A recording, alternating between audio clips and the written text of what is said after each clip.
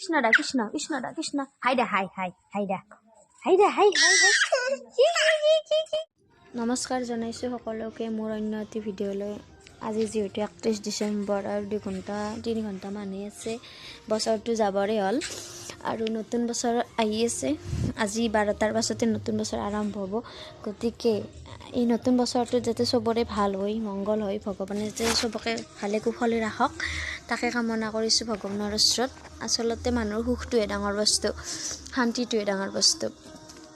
তাৰপিছত আৰু এইটো হৈছে আমাৰ পাকঘৰ।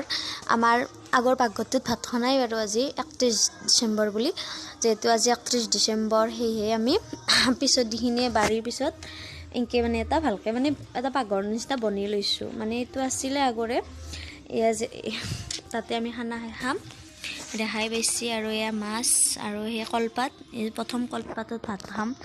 আগতে খাইছিলোঁ কলপাতত, আৰু আগৰ মানুহ কলপাততে খাইছিল। আৰু হৈছে পনীৰ, যিহেতুকে আমাৰ মাংস নাখাওঁ, মাও আছে বৌ আছে, সেইকাৰণে পনীৰো আনিছে আমাৰ বহুতৰ কাৰণে পনীৰ। আৰু এয়া মাছ বনাইছে, ইপিনে মাংস, আৰু এয়া যোগাৰ কৰি আছে বৌ। আৰু আমাৰ মানুহজনী আৰু গানত লাগি গৈছে পুৰা, আহি কিনে গান জ্বলাই আছে। আৰু এয়া ৰান্ধাত লাগছি বৌ। আৰু ইপিনে আমাৰ মানুহজনো, এয়া আমাৰ মানুহজন বহি আছে পুৰা। আৰু এয়া বৌ মাছ ৰান্ধেনি, বৌ ৰান্ধেনি, আৰু আমাৰ এও ৰান্ধেনি আমাৰ এও মাংস বনাই আছে।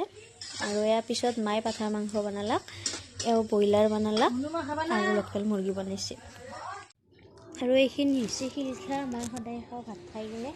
আৰু ইয়াত বহুত উপকাৰিতা আছে, আপোনালোকে খাব। আৰু শিলিখাটো এনেও ভাল। আৰু মায়ে শুকাই কিনে এনেকৈ বটলত ভৰাই থৈ দিছিল, কাটি কিনে নিমখত দি কিনে।